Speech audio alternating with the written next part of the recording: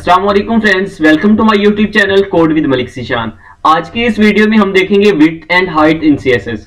Width और height की property CSS में किस लिए यूज होती है, मतलब कैसे यूज होती है उनको। तो सबसे पहले मैं फाइल को सेव कर लेता हूं। आज हमारा 7 ट्यूटोरियल है तो मैं इसको 7.html के नेम से सेव कर देता हूं। ठीक है, तो 7.html में से सबसे पहले मैं इसका सिंटैक्स लिख लेता हूं। बॉडी के टैग में आता हूं। सबसे पहले मैं एक डिव बना लेता हूं और इस डिव के टैग के अंदर मैं डमी पैराग्राफ लिख देता हूं लोरम इप्सम का। ठीक है, डमी पैराग्राफ लिखने के बाद अब ये देखो यहां पर मैं इसको एक क्लास दे देता हूं। क्लास इक्वल टू, अब इसको मैं क्लास दे देता हूं, फर्स्ट दे देते हैं, चलो क्लास का नेम। ठीक है, फर्स्ट नेम की हमने क्लास दे दी। अब हेड के टैग में आता हूं मैं और यहां पे मैं क्या करता हूं, स्टाइल का टैग बना लेता हूं। ये चीजें सब आपको पता है, लास्ट लेक्चर में हम देख चुके हैं। अगर आपको इसके बारे में आइडिया नहीं है कि ये मैं क्या कर रहा हूं तो आप हमारे जो प्रीवियस लेक्चर्स है उनको देख सकते हैं, कंप्लीट आपको समझ आ जाएगी। ठीक है, अब हमने क्लास जो बनाई है फर्स्ट, उस पे हमने स्टाइलिंग करनी है। ठीक है, तो डॉट में लिखता हूं फर्स्ट और इसके अंदर मैं स्टाइलिंग करता हूं। अब मैंने सबसे पहले क्या करना है, ये जो लोरम इप्सम का पैराग्राफ है मैं इसको बॉर्डर देना चाहता हूं। ठीक है, तो मैं इसको बॉर्डर दे देता हूं सबसे पहले तो बॉर्डर इसका मैं कर देता हूं, चले 2px सॉलिड येलो कर देते हैं, सॉरी ग्रीन कर देते हैं। ठीक है, ठीक है, ग्रीन कर देता हूं मैं। अब मैंने ये इसको बॉर्डर दे दिया। ठीक है, तो मैं आपको फाइल दिखा देता हूं कि हमारी फाइल किस तरह की नजर आ रही है। ठीक है, तो इस तरह से हमारी फाइल नजर आ रही है, ये देखें।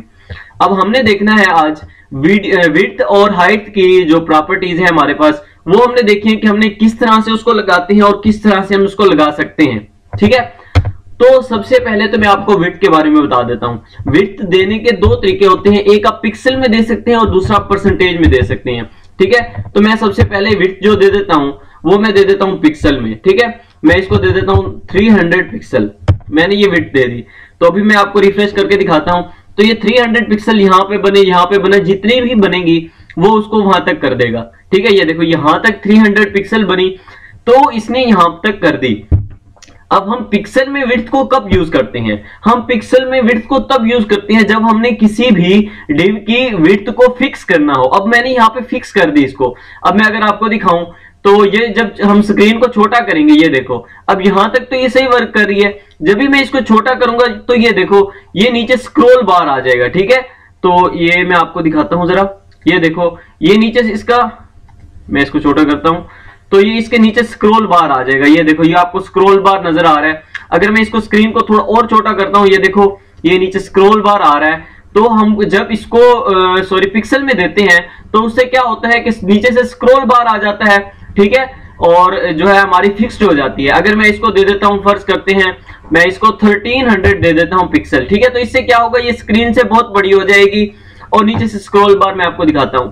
ये देखो ये इस तरह से बड़ी हो गई और नीचे से ये देखो स्क्रॉल बार आ रहा है। इस तरह से हमारी वेबसाइट रिस्पॉन्सिव नहीं होती। ठीक है, इस तरह से नीचे जो है स्क्रॉल बार आ जाता है। अगर आप रिस्पॉन्सिव करना चाहते हैं तो आपको परसेंटेज में विड्थ देनी पड़ेगी। अब परसेंटेज में मैं आपको 100% दे के दिखाता हूं। तो अगर हम इसको 100% देते हैं तो इसका मतलब है स्क्रीन का 100%। ठीक है, मैं अब यहाँ पे इसको रिफ्रेश करता हूं तो ये देखो ये स्क्रीन का 100% हो गई। अगर मैं स्क्रीन छोटी करता हूं तो उससे क्या होगा, ये भी स्क्रीन के साथ साथ छोटी हो जाएगी, स्क्रीन की कंप्लीट 100% पे आ जाएगी। ये देखो मैंने स्क्रीन को छोटा किया और छोटा करता हूं, ये स्क्रीन के मुताबिक 100% उसने ले लिया, पूरी स्क्रीन को ले लिया। अगर मैं इसी को 50% कर देता हूं तो इससे क्या होगा, वो स्क्रीन का 50% ले लेगी। ठीक है, अभी मैं ये स्क्रीन का इसको 50% किया, ये देखो इसने स्क्रीन का 50% कर ले लिया।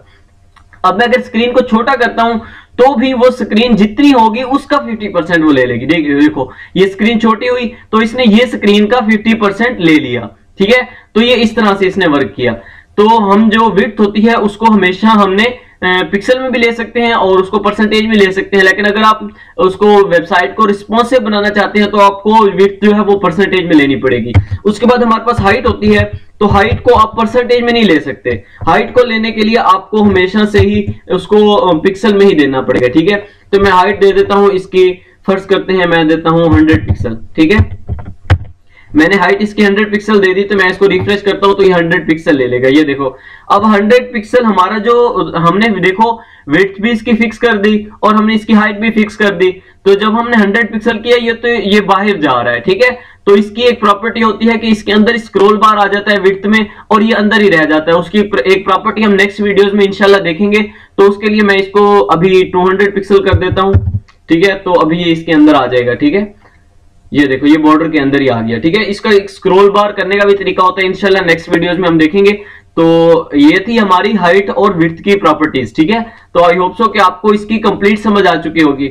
अगर आपको हमारी वीडियो अच्छी लगी तो हमारी वीडियो को लाइक करना मत भूलिए और हमारे चैनल को सब्सक्राइब कर दीजिए, ठीक है। Thank you so much. फिर मिलते हैं नेक्स्ट वीडियो में, तब तक के लिए अल्लाह हाफिज।